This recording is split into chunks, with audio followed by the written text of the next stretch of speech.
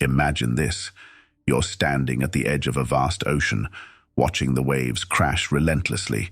You can't stop them. You have no control over their power or their rhythm. You can either stand there, helpless, trying to fight against the inevitable, or you can learn to ride those waves, embracing the reality that they are a part of life.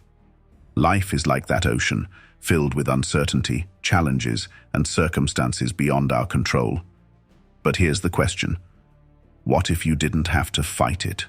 What if you could master the art of letting go, stopping your worries, and truly start living? The answer lies in Stoicism, an ancient philosophy that teaches us not only how to endure life's challenges, but how to thrive in the face of them. By the end of this video, you'll have 10 powerful Stoic principles that will help you stop worrying and start living with purpose, clarity, and resilience. But don't leave just yet. These principles are more than abstract ideas. They're practical tools you can use in your life today.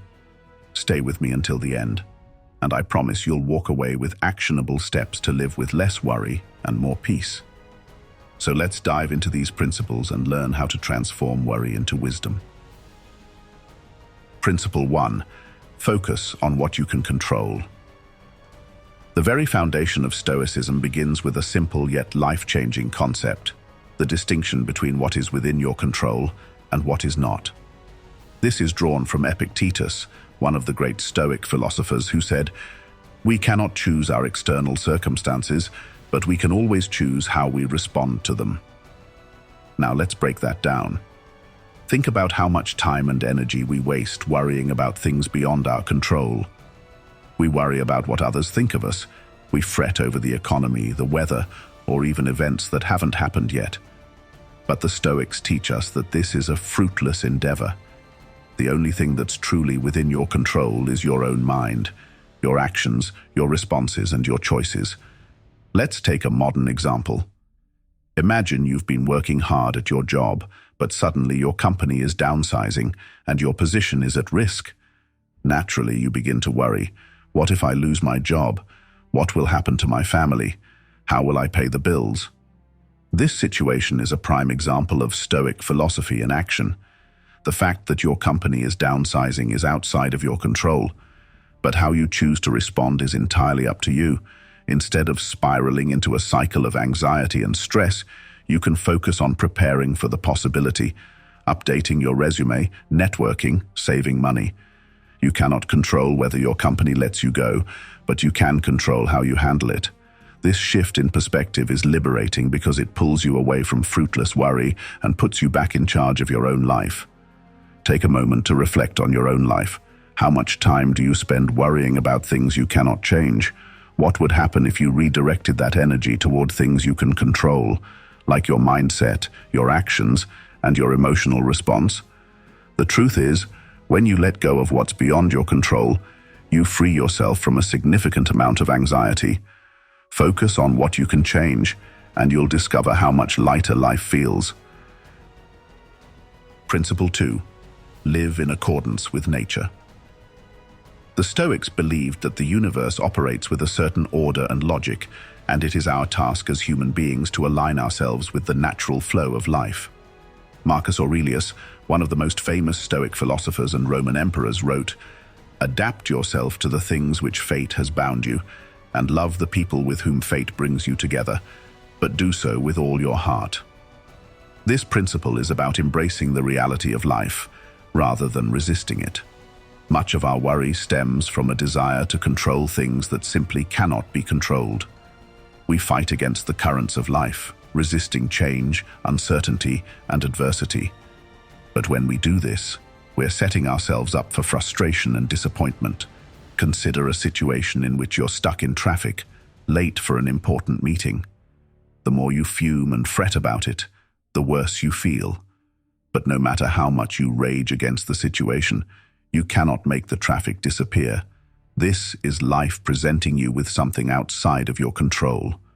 What would happen if, instead of resisting it, you accepted the traffic as part of the natural flow of events? What if you used that time to listen to an audiobook or reflect on your day? Suddenly, the traffic loses its power to frustrate you. Life, like nature, follows a certain rhythm. There will be seasons of growth and seasons of hardship. There will be times when things go your way and times when they don't. Worry comes from the illusion that we can bend reality to our will, but Stoicism teaches us to embrace reality as it is. When you align yourself with the natural order, you become less worried and more resilient. Accept life as it comes, and you'll find peace in the flow of existence. Principle 3. Practice negative visualization. Here's where Stoicism gets interesting: the practice of negative visualization. This concept may seem counterintuitive at first, but it's incredibly powerful. The Stoics, particularly Seneca, advised that we prepare for the worst-case scenario, not because we should expect it to happen, but because doing so prepares our minds to face any outcome. Seneca said, "He robs present ills of their power who has perceived their coming beforehand." When you mentally prepare yourself for challenges, failures, and setbacks, they lose their power to paralyze you with worry. This practice is called premeditatio malorum, or premeditation of evils. Let's say you're about to give a big presentation at work. You're nervous, and your mind is racing with all the things that could go wrong. What if you forget your slides? What if your boss asks a question you can't answer? What if you completely freeze? Now, instead of letting these worries overwhelm you, Stoicism encourages you to face them head-on. What if you did forget your slides? Would it really be the end of the world? Maybe you could improvise or use a handout. What if you didn't have the answer to a question? You could admit you'll follow up later. By preparing for these outcomes, you rob them of their ability to cause you anxiety. When you prepare your mind for the worst, you make yourself resilient. The worst-case scenario might never happen, but if it does, you'll be ready. And if it doesn't, you'll feel a sense of relief and confidence, knowing that you've already faced the worst in your mind. Negative visualization is not about pessimism, it's about empowerment. Principle 4. Amor Fati, love your fate. One of the most liberating concepts in Stoicism is Amor Fati, which means to love your fate. This is more than simply accepting what happens in your life. It's about embracing it, seeing every event as a part of your unique path. Nietzsche, inspired by the Stoics, said, "My formula for greatness in a human being is amor fati, that one wants nothing to be different, not forward, not backward, not in all eternity." This means that you should not only accept what happens, but love it as an essential part of your journey. Let's take a personal example. Imagine you're going through a difficult breakup. It's painful, and the future feels uncertain. Most people's first reaction is to wish it never happened, to want to turn back time and change the circumstances. But what if, instead of resisting the pain, you embraced it as a necessary part of your personal growth? What if you saw this hardship as an opportunity to learn about yourself, to become stronger and wiser? This is what Amor Fati teaches us. It's about loving whatever happens to you, not just the good, but the bad and the difficult. Because everything that happens is part of the story that makes you who you are. Imagine a life where you didn't resist or complain about your circumstances, but instead embraced them fully. Worry comes from a place of resistance, from wishing things were different. But when you adopt the mindset of Amor Fati, you free yourself from the need to control everything. Instead of worrying, you start to see life as it is, beautiful in its totality, both the joys and the struggles. Principle 5. Memento Mori. Remember you will die. This may sound like a morbid principle, but for the Stoics, Memento Mori was a profound reminder of life's fragility and the preciousness of every moment. Marcus Aurelius wrote, "You could leave life right now. Let that determine what you do and say and think." The Stoics regularly reflected on death, not to live in fear, but to live with greater appreciation and urgency. We often avoid thinking about death because it makes us uncomfortable, but the Stoics saw it differently. Death is a natural part of life, and by remembering that we will one day die, we are reminded to live fully in the present. Instead of worrying about the future, we can focus on what truly matters today. Consider how often we put off things that are important to us, whether it's spending time with loved ones, pursuing a passion, or simply enjoying the moment. We assume we have all the time in the world, but the reality is that time is finite. Memento Mori teaches us to live with intention and to stop wasting time on trivial worries. Reflect on how much of your life is consumed by worry. What if you knew you had only a limited time left? Would those worries still seem important? By remembering that life is short, you can free yourself from the anxiety of the future and start living with purpose. This is not about living in fear, but about living with clarity and intention. Principle 6. Take responsibility for your emotions. One of the most empowering aspects of Stoicism is the idea that you are responsible for your own emotions. Epictetus said, "It is not events that disturb people, it is their judgments concerning them." In other words, it's not the things that happen to you that cause emotional turmoil, it's how you interpret them. This is a radical shift from the way most of us live. We often blame our circumstances or other people for how we feel. "That person made me angry," we say, or "this situation is stressing me out." But Stoicism teaches us that our emotions are within our control. We can choose how to respond to any situation. Let's say you receive harsh criticism at work. Your initial reaction might be to feel hurt, defensive, or angry. But Stoicism asks you to pause and examine the situation. Is it the criticism itself that's upsetting you, or is it your judgment about the criticism? Maybe the person offering feedback isn't attacking you personally, but is trying to help you improve. Or maybe they are being unfair, but you have the power to decide whether or not to let their words affect your peace of mind. When you take responsibility for your emotions, you take back your power. No one can make you feel a certain way without your consent. This doesn't mean you won't experience emotions, but it means you can choose how to handle them. By mastering your reactions, you can navigate life with more calm and less worry. Principle 7. Be present. Live in the moment. A key tenet of Stoicism is the importance of living in the present moment. Seneca famously wrote, "True happiness is to enjoy the present without anxious dependence upon the future." Worry, by its very nature, is tied to the future. We fret over things that haven't happened yet, imagining worst-case scenarios and potential problems. But the Stoics remind us that the present moment is all we truly have. The future is uncertain, and the past is gone. All we can control is what we do right now. Think about how often you find yourself lost in thought, worrying about what might happen tomorrow, or regretting something that happened yesterday. In those moments, are you truly present? Are you fully experiencing the life that's unfolding before you? Probably not. Instead, you're caught in a mental loop that pulls you away from the here and now. When you live in the present, you free yourself from the anxiety of what might happen and the regret of what's already passed.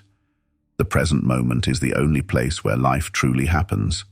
When you anchor yourself in the present, you find that worry loses its grip on you. Principle 8. The Art of Indifference. The Stoics practice something called apatheia, which is often translated as indifference to external events. This doesn't mean not caring about life, but rather not allowing external circumstances to disturb your inner peace. Epictetus said, "It's not what happens to you, but how you react to it that matters." This is about detaching from outcomes that are beyond your control. Too often, we tie our emotional well-being to things outside of us, the success of a project, the approval of others, or material possessions. But Stoicism teaches us that these things are fleeting and unreliable. If you base your happiness on things outside of your control, you'll always be vulnerable to worry. For example, let's say you're working on a business venture. You put in the effort, but the outcome is uncertain. The Stoic approach would be to focus on doing your best while being indifferent to whether the business succeeds or fails. You can control your actions, but the result is beyond your grasp. By practicing indifference to the outcome, you free yourself from anxiety. When you detach from things you can't control, you create a buffer between yourself and worry. Indifference doesn't mean apathy. It means protecting your peace of mind by not becoming overly attached to external circumstances. Principle 9.